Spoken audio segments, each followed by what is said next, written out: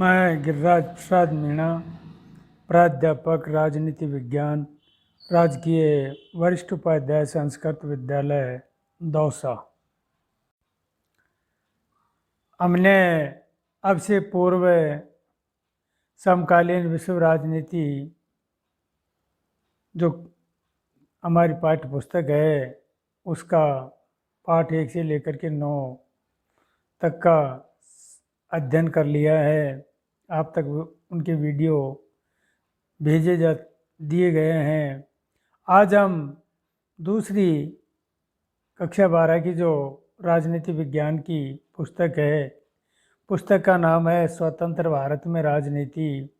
इसकी शुरुआत करने जा रहे हैं और इसमें जो पहला अध्याय है राष्ट्र निर्माण की चुनौतियाँ, इसी अध्याय से हम इसकी शुरुआत करेंगे।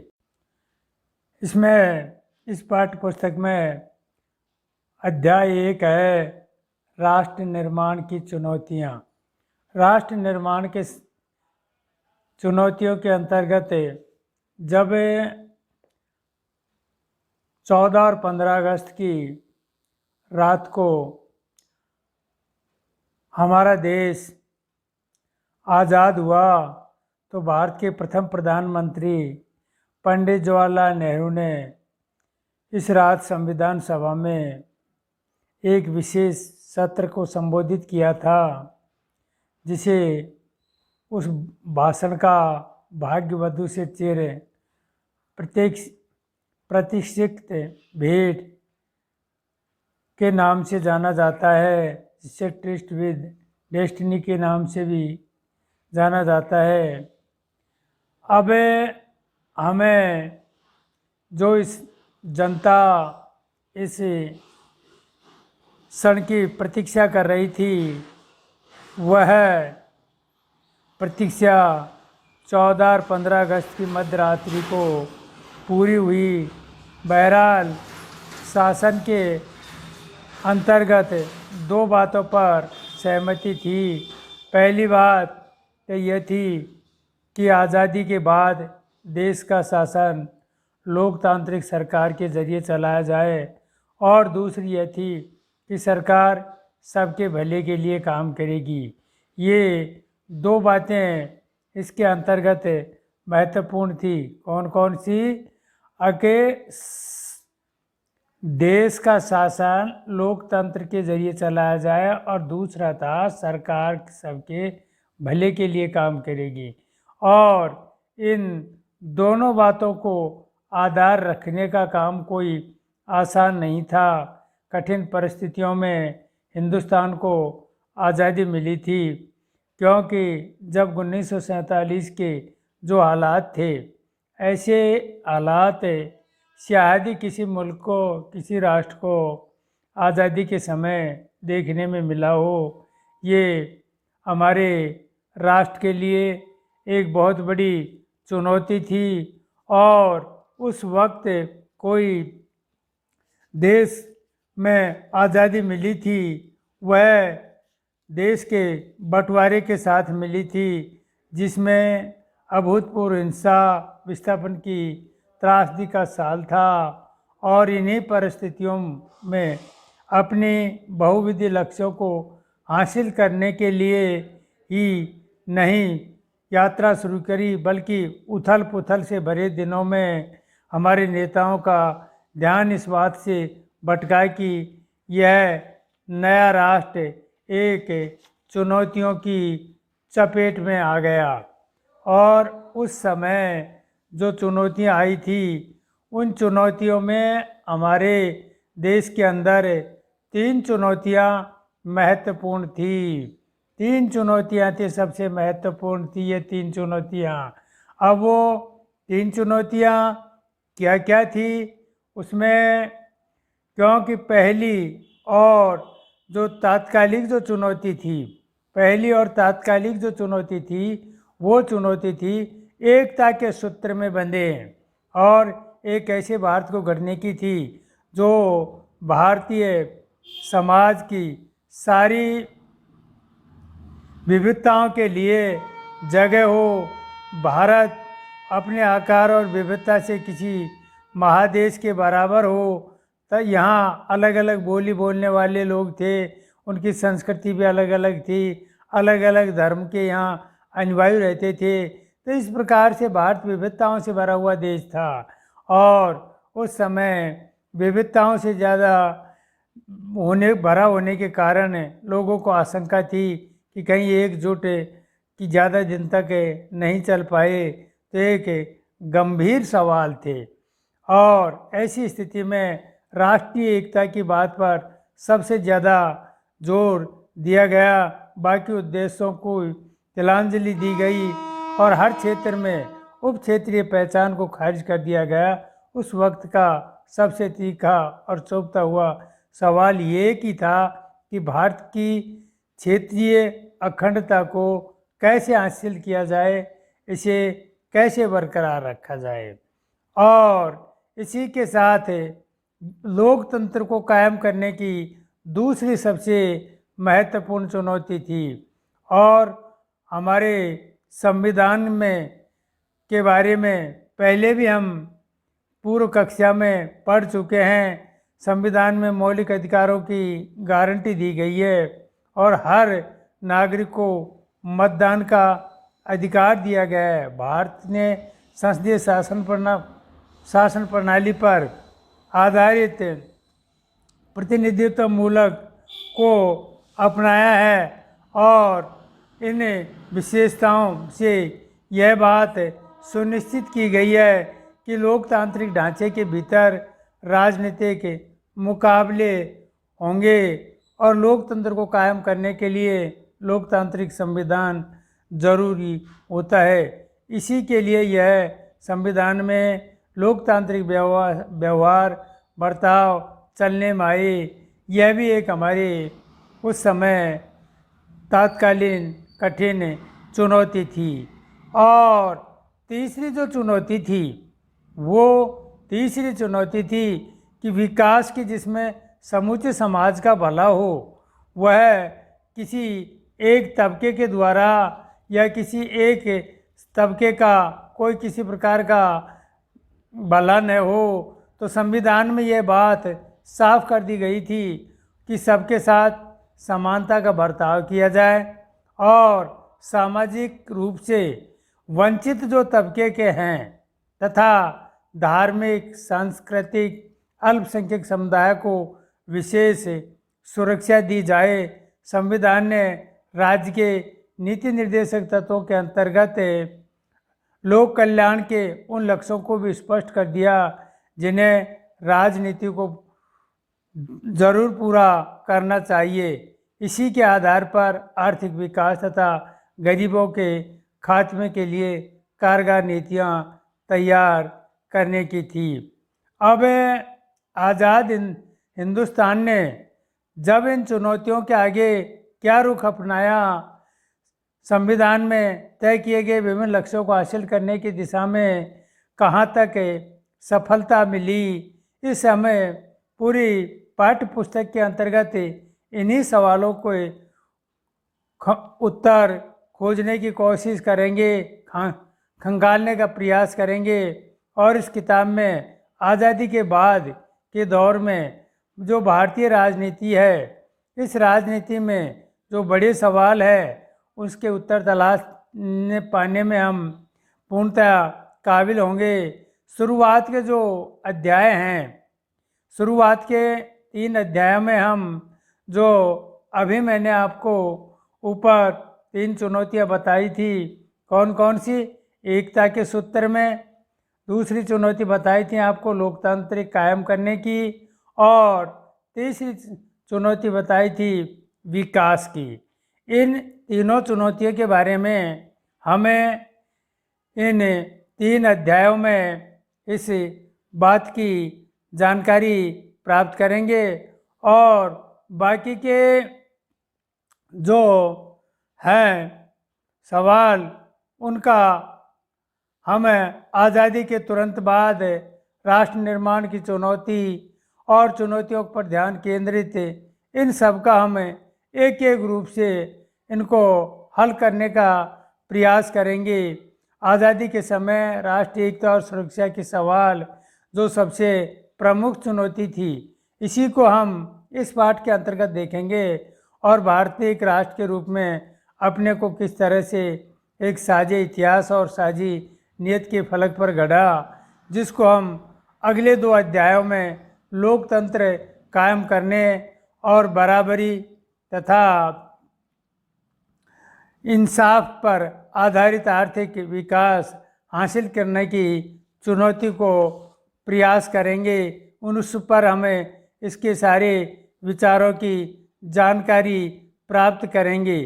इस प्रकार से सबसे पहले हमारा बिंदु आता है विभाजन और विस्थापित पुनर्वास। विभाजन और विस्थापन और पुनर्वास। देखिए, जब 14 और 15 अगस्त की रात को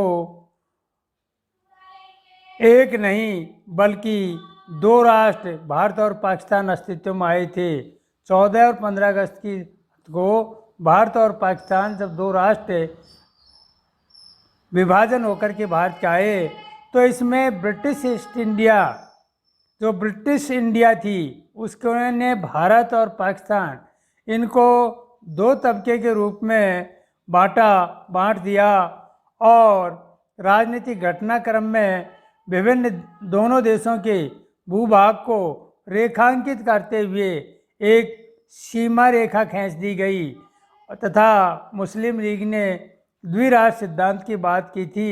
इसी सिद्धांत के अनुसार भारत किसी एक कौम का नहीं बल्कि हिंदू और मुसलमान नाम की 2 कौमों का देश हो गया और इसी कारण मुस्लिम लीग ने मुसलमानों के लिए एक अलग देश यानी पाकिस्तान की मांग की।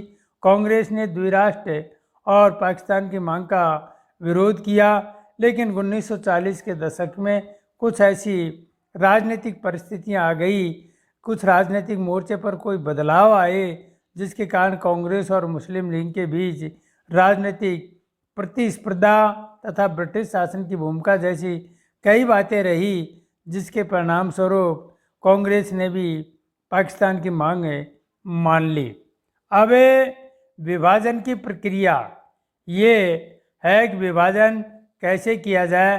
तो विभाजन की प्रक्रिया के अंतर्गत फैसला हुआ कि जिस भूभाग में इंडिया के नाम से जाना जाता है और उस भारत और पाकिस्तान नाम के 2 देशों के बीच में जो बंटवारा होगा, तो यह विभाजन दर्दनाक तो था ही, पर फैसला करना और उस फैसले पर अमल लाना और भी कठिन काम था।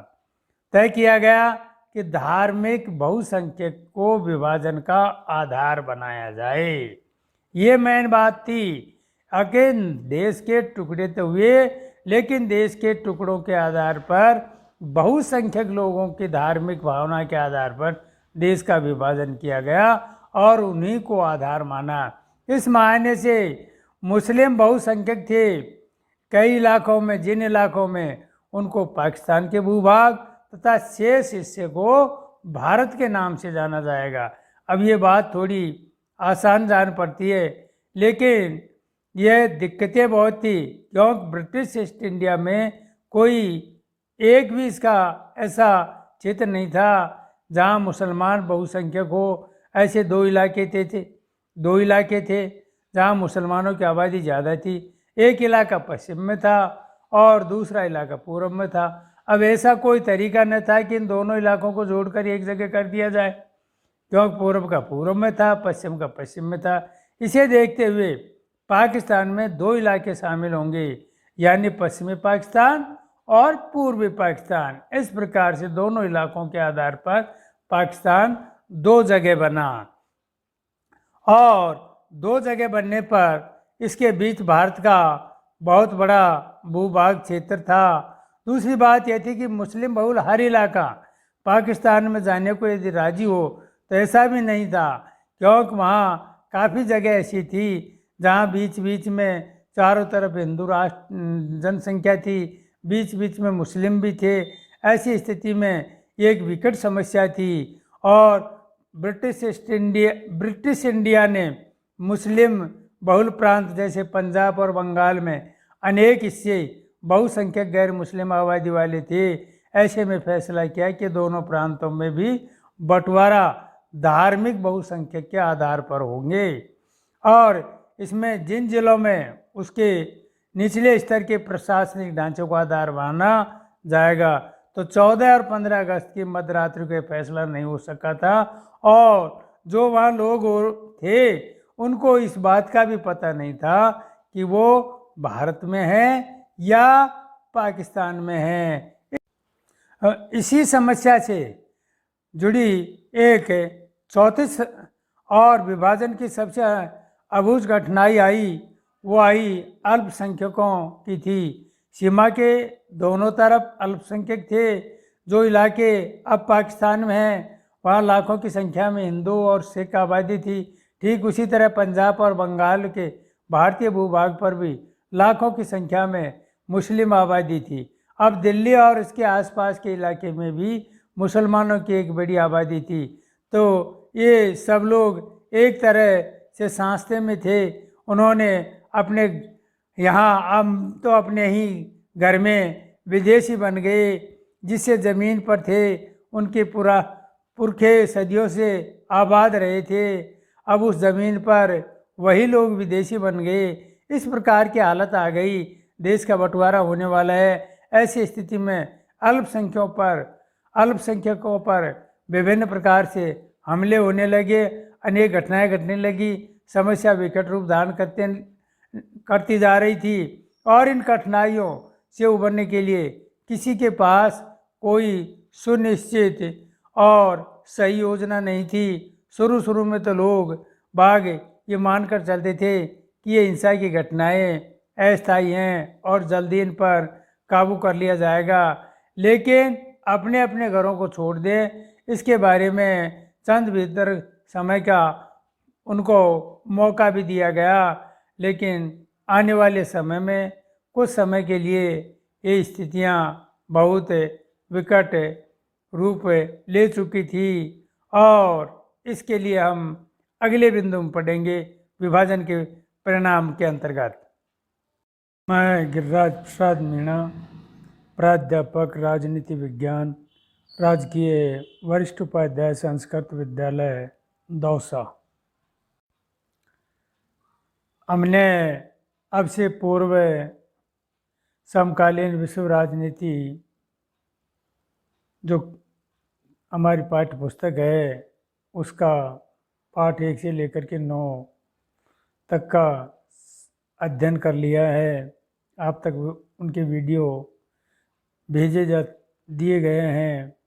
आज हम दूसरी कक्षा 12 की जो राजनीति विज्ञान की पुस्तक है, पुस्तक का नाम है स्वतंत्र भारत में राजनीति, इसकी शुरुआत करने जा रहे हैं और इसमें जो पहला अध्याय है राष्ट्र निर्माण की चुनौतियाँ, इसी अध्याय से हम इसकी शुरुआत करेंगे।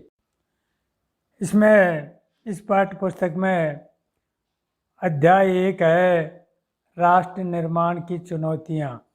राष्ट्र निर्माण के चुनौतियों के अंतर्गत जब 14 और 15 अगस्त की रात को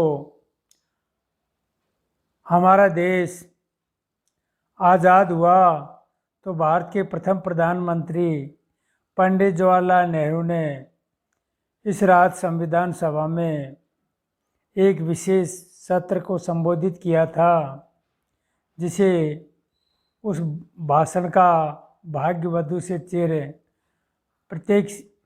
प्रतिष्ठित भेंट के नाम से जाना जाता है, जिसे ट्रिस्ट विद डेस्टिनी के नाम से भी जाना जाता है।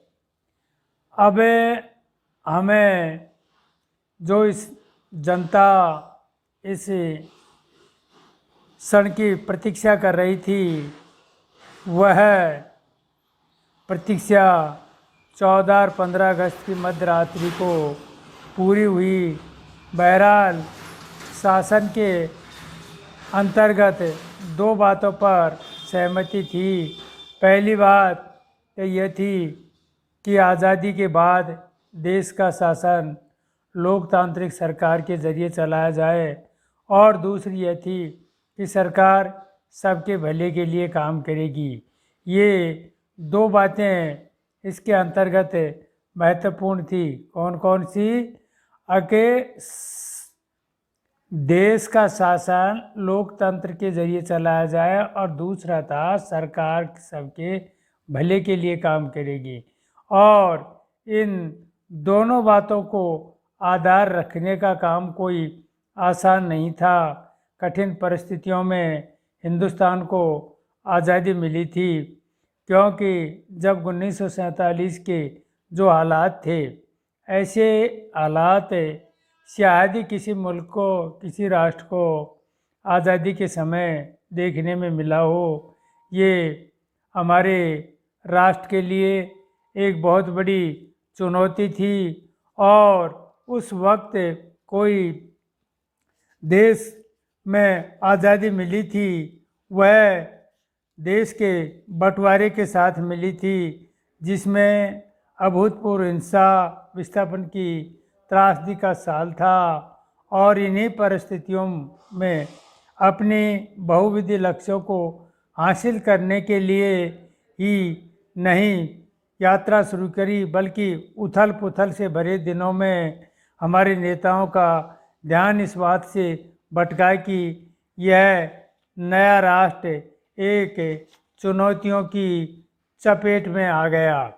और उस समय जो चुनौतियां आई थी, उन चुनौतियों में हमारे देश के अंदर 3 चुनौतियां महत्वपूर्ण थी। 3 चुनौतियां थी, सबसे महत्वपूर्ण थी ये 3 चुनौतियां। अब वो 3 चुनौतियां क्या क्या थी उसमें, क्योंकि पहली और जो तात्कालिक जो चुनौती थी, पहली और तात्कालिक जो चुनौती थी, वो चुनौती थी एकता के सूत्र में बंधे और एक ऐसे भारत को गढ़ने की थी जो भारतीय समाज की सारी विविधताओं के लिए जगह हो।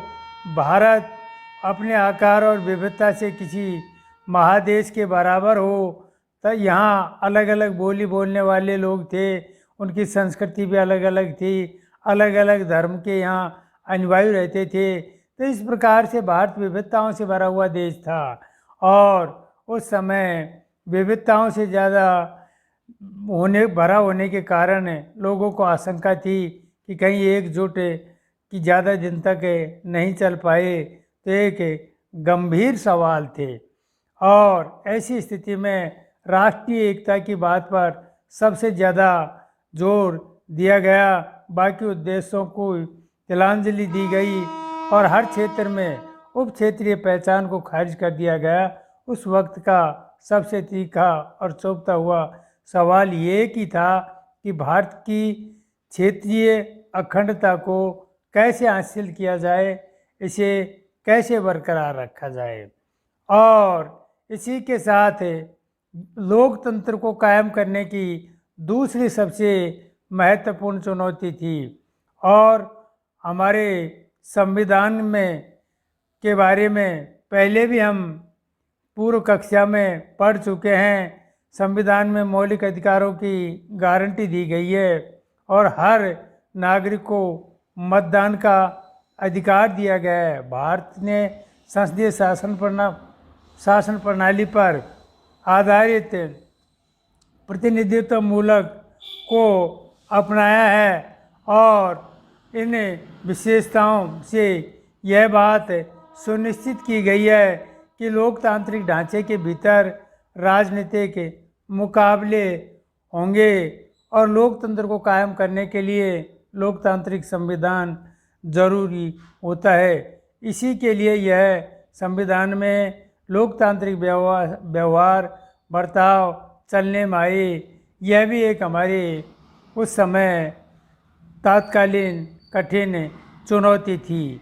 और तीसरी जो चुनौती थी वो तीसरी चुनौती थी कि विकास की जिसमें समूचे समाज का भला हो, वह किसी एक तबके के द्वारा या किसी एक तबके का कोई किसी प्रकार का भला न हो, तो संविधान में यह बात साफ कर दी गई थी कि सबके साथ समानता का बर्ताव किया जाए और सामाजिक रूप से वंचित जो तबके के हैं तथा धार्मिक सांस्कृतिक अल्पसंख्यक समुदाय को विशेष सुरक्षा दी जाए। संविधान ने राज्य के नीति निर्देशक तत्वों के अंतर्गत लोक कल्याण के उन लक्ष्यों को भी स्पष्ट कर दिया जिन्हें राजनीति को जरूर पूरा करना चाहिए। इसी के आधार पर आर्थिक विकास तथा गरीबों के खात्मे के लिए कारगर नीतियां तैयार करने की थी।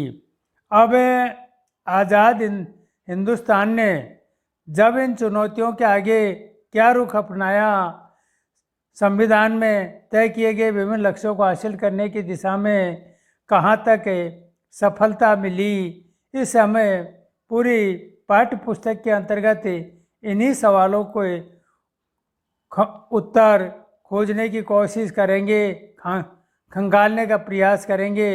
और इस किताब में आज़ादी के बाद के दौर में जो भारतीय राजनीति है, इस राजनीति में जो बड़े सवाल है उसके उत्तर तलाश पाने में हम पूर्णतः काबिल होंगे। शुरुआत के जो अध्याय हैं, शुरुआत के 3 अध्यायों में हम जो अभी मैंने आपको ऊपर 3 चुनौतियां बताई थी, कौन कौन सी, एकता के सूत्र में, दूसरी चुनौती बताई थी आपको लोकतांत्रिक कायम करने की, और तीसरी चुनौती बताई थी विकास की। इन तीनों चुनौतियों के बारे में हमें इन 3 अध्यायों में इस बात की जानकारी प्राप्त करेंगे और बाकी के जो हैं सवाल उनका हमें आज़ादी के तुरंत बाद राष्ट्र निर्माण की चुनौती और चुनौतियों पर ध्यान केंद्रित, इन सब का हमें एक एक रूप से इनको हल करने का प्रयास करेंगे। आज़ादी के समय राष्ट्रीय एकता और सुरक्षा के सवाल जो सबसे प्रमुख चुनौती थी, इसी को हम इस पाठ के अंतर्गत देखेंगे और भारतीय एक राष्ट्र के रूप में अपने को किस तरह से एक साझे इतिहास और साझी नियत के फलक पर गढ़ा, जिसको हम अगले 2 अध्यायों में लोकतंत्र कायम करने और बराबरी तथा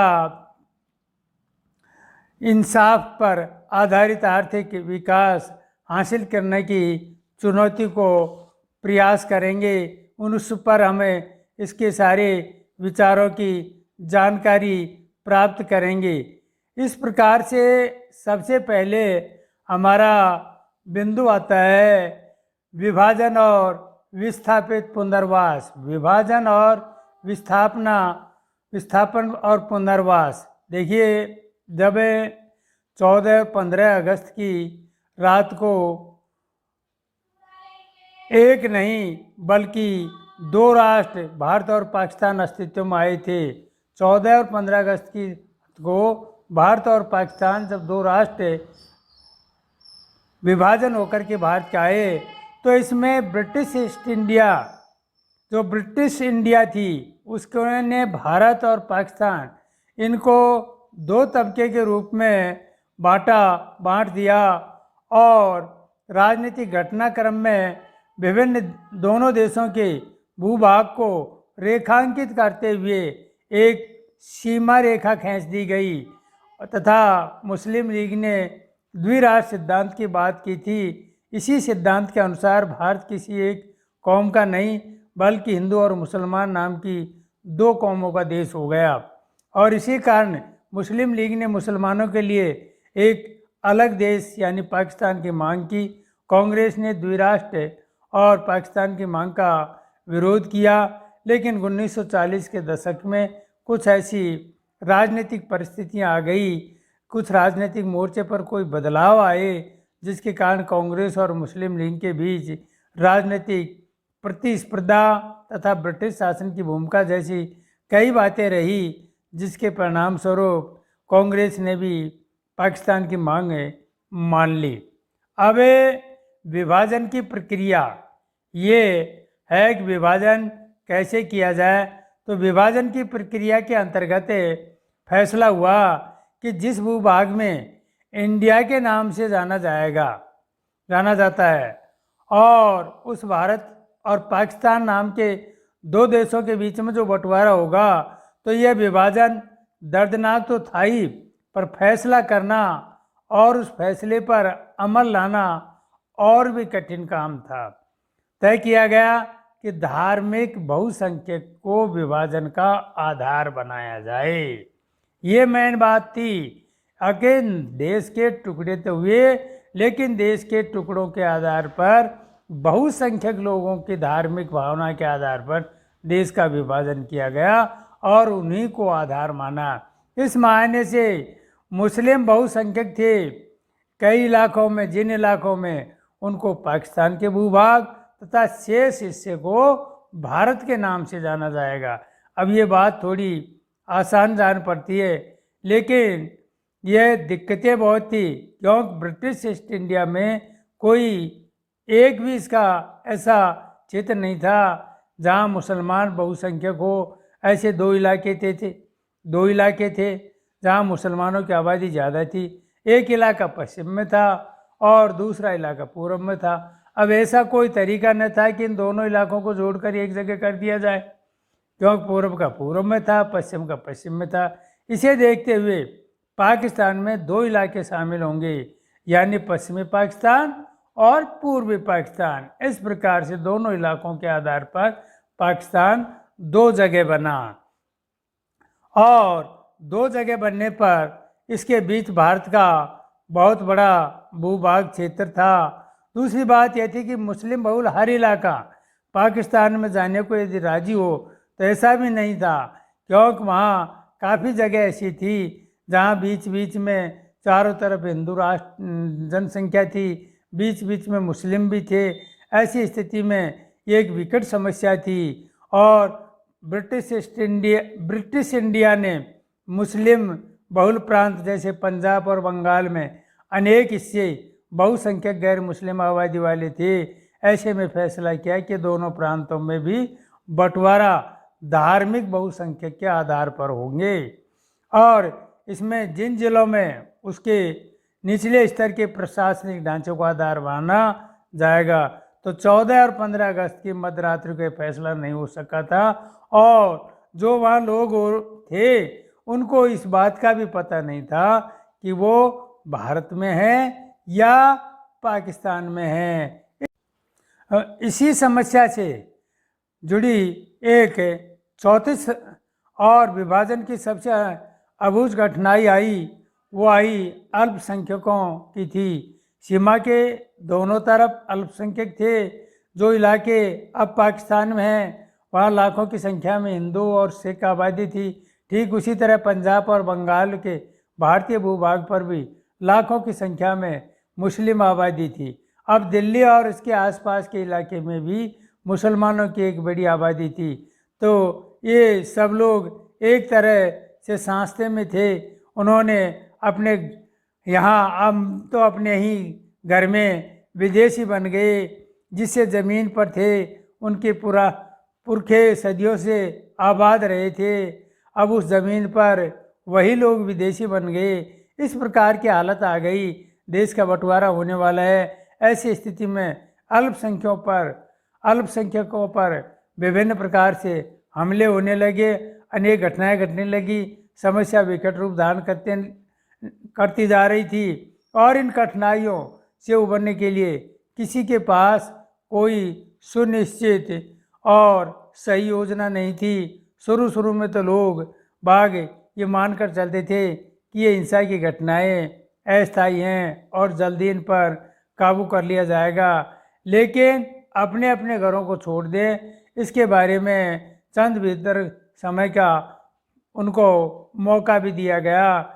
लेकिन आने वाले समय में कुछ समय के लिए ये स्थितियां बहुत विकट रूप ले चुकी थी और इसके लिए हम अगले बिंदु में पढ़ेंगे विभाजन के परिणाम के अंतर्गत।